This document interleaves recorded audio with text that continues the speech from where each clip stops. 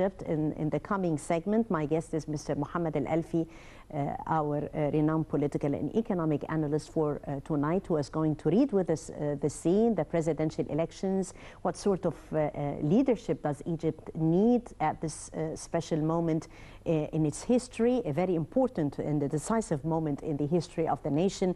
The decision to hold the presidential elections first that mark a very important milestone in the country and in the roadmap. How far is that needed in that stage? And more on the show. Stay with us, a short break, and we'll be back.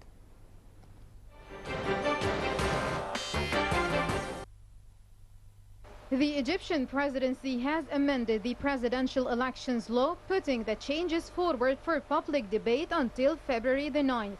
Interim President Adli Mansour announced on January the 26th that Egypt's presidential elections would precede a parliamentary poll. The decision accordingly required amendments of two key political laws, Law number 174 of the year 2005 on presidential elections and the 1956 law on exercising political rights. Law 174 was drafted after former President Hosni Mubarak decided to amend Article 76 of the 1971 Constitution, allowing direct multi-candidate presidential elections for the first time in the country. Previous presidential elections entailed a referendum on a single presidential candidate. The law was amended again ahead of the 2012 presidential ballot. According to a decree issued by Interim President Mansour on Sunday, the upcoming presidential elections could get started as early as mid-February. The decree states that the Supreme Presidential Electoral Commission should begin procedures for the polls in no less than 30 days and no more than 90 days following the successful implementation of the country's newly amended constitution. The constitution was put into effect on January the 18th after a 14th and 15th January referendum, which saw voters approve the charter by an overwhelming majority of 96.1%. Accordingly, the presidential polls should take place between February the 17th and 18th of April. Earlier on Sunday, Mansour announced that presidential and not parliamentary elections would be held first.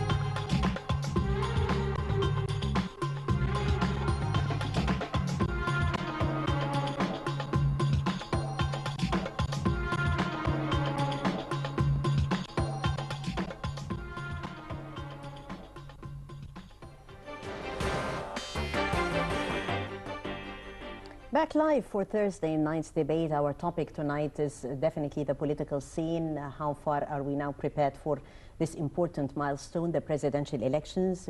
We have with us Mr. Mohamed Elalfy, our political and economic analyst for tonight. Mr. Mohamed, thank you very much for coming tonight. Thank you very much.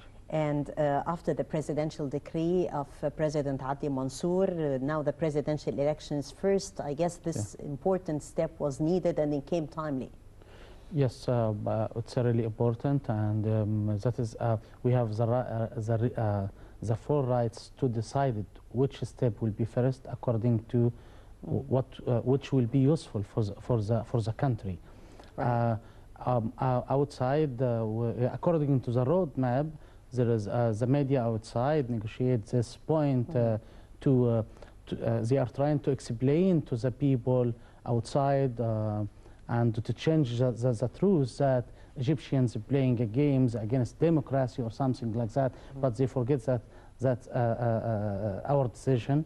And we do not permit anybody to interfere in our internal affairs. We refuse it. We refuse it completely. But unfortunately, we have a shortage in our international media to explain what we are doing really. That is the main problem, because we are trying to do the job. Yes, we are trying it, but through Nile TV, via Nile TV. But I mean, we have via the Egyptian Foreign Office, Egyptian via our consulates, our ambassadors outside. The State Information Yes, Service. We have many channels. They must do a great efforts to explain what is the truth inside Egypt. They are doing a hard work. And what should we expect now, Mr. Mohamed? The presidential elections come first. What should we expect? Your reading of the scene meantime. Unfortunately, I agree. Yes, it's a great step for the country, for the stability inside the country, to have a leader, a real leader can lead this country in this difficult stage, in this transition exactly from we can say from chaos to stability.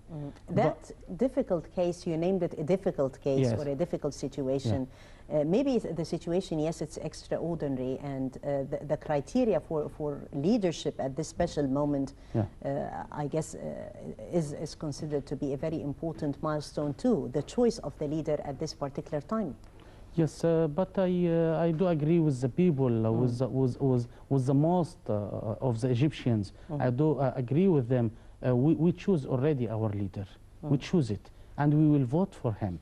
We will vote for who's going to protect the country. We will vote for who's going to who has a real vision to build a new structure for all sectors inside the country. We already choose to which one we will vote directly, and we will work hard to support him to achieve stability inside the country, because we are looking we are looking to the future of Egypt. We are not looking. We need to build the country's institutions. We need to build the country. We will not look down to say now we are in a problem. Yes, we know that we are in a real problem now. At least we are in a transition period of time now to future. So we will vote for the one who will lead the country in this difficult situation and cross by Egypt to from the edge of the river to the land, to the shore, to the shore of safety. Yeah, to the shore of safety. Well, the personality was going to lead the country to this shore of safety. The criteria of choice, we said, it's very important.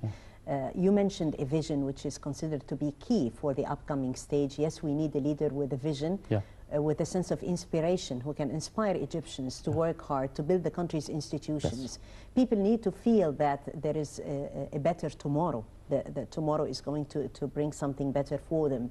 So the responsibility and the sense of awareness at the same time within Egyptians. How can we work on the sense of awareness of helping out the leader towards this extraordinary task, if I may say?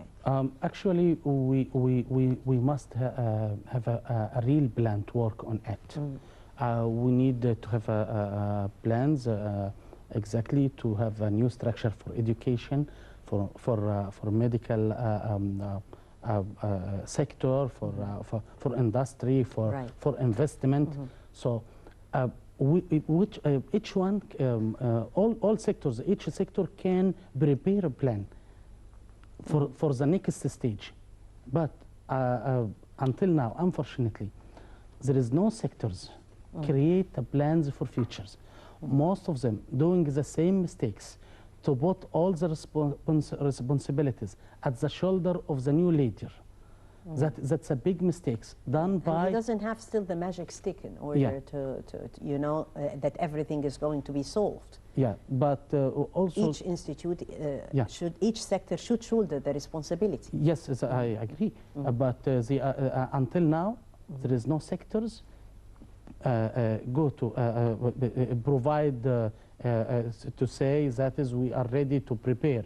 We have How can we prepare them, Mr. Elalfy? That is the question. I mean, that in a sense of leadership, inspiring the team, that is very important. But at the same time, like instructing them through certain tasks that they can follow, and we would reap the fruit at the end of the day.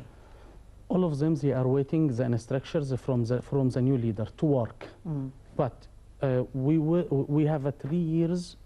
We have 3 years of chaos. Last 3 years of chaos. We have many governments, temporary governments. No one put any kind of plans in a written paper to say, for example, I'm ready to do. Each one you talk to him, he used to say it's a temporary government. So we should ask them why, and why you are there if you are waiting the leader to do, the leader to instruct. They are forcing us to the previous mistakes. So you need a vision from the different ministries, from the different sectors of how they are going to crystallize their efforts in the coming stage. Yes. Also, we need a government with a vision in all sectors. So we need a leader also in the government, to the government, a leader, and the different ministers with a vision for the future, to support the leader, the next leader, whatever his name, to support him and to say, yes, we have a plans, and to negotiate with them, which we can do now, which we can do it later. But unfortunately, the situation is still as it is. Talking about international circles and how are they looking at Egypt at the moment, I know that you're living in Paris and you're close to international circles, to monitors and also to analysts over there. How did the situation differ after June 30th revolution? And meantime, we had 2 important milestones in place. I mean, the constitutional referendum, and it was a great success. How was that seen in the outside world, namely Paris? Yes, actually,